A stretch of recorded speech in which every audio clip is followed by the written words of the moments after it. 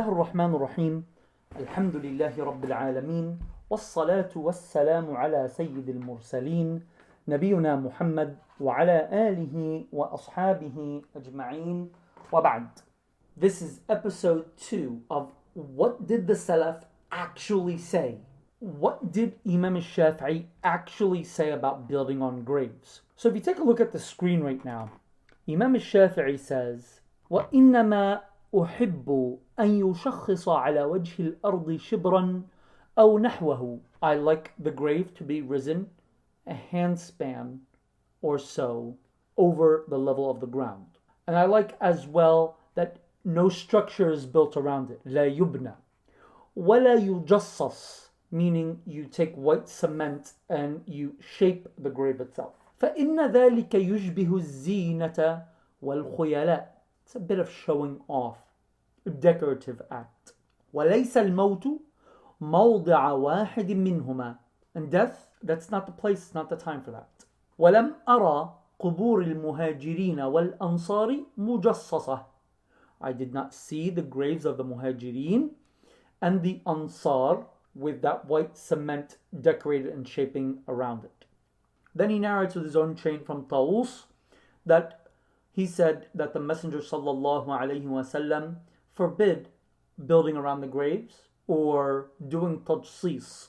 Imam Shafi'i goes on to say, and I saw the leadership in Mecca taking down that which was built around the graves. And I did not see any of the fuqaha, the scholars, having an issue with this. He says, however, if the property is owned by the family of the deceased, whether it used to belong to them and now it was divided up in the inheritance, then no one has a right to tear down any structure made around the grave, because this is owned by these people. You don't have any right to touch it.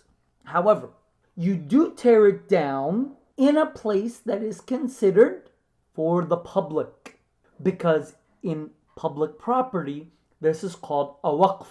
Everybody gets that which is suffice for one grave. This is how it works in public property. Tamam? That's what Imam Shafi'i said.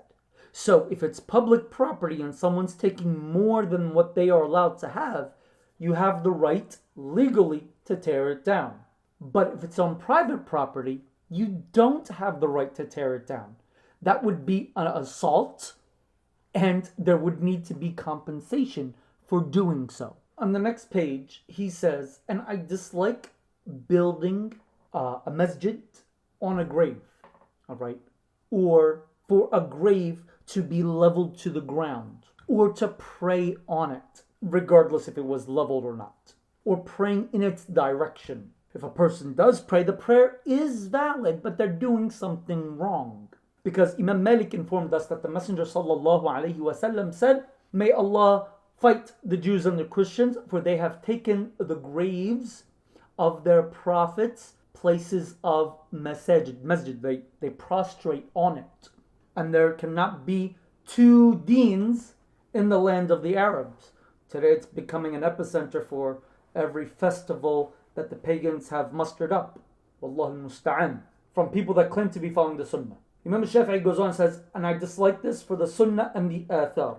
Then it seems one of his students, maybe Al-Rabi' and maybe Al-Bayti, are saying he disliked this, and Allah knows best, out of fear that someone might take a grave as a masjid, meaning they're going to do sujood on it. And there might be fear of a fitna or something that might come afterwards, and Allah knows best.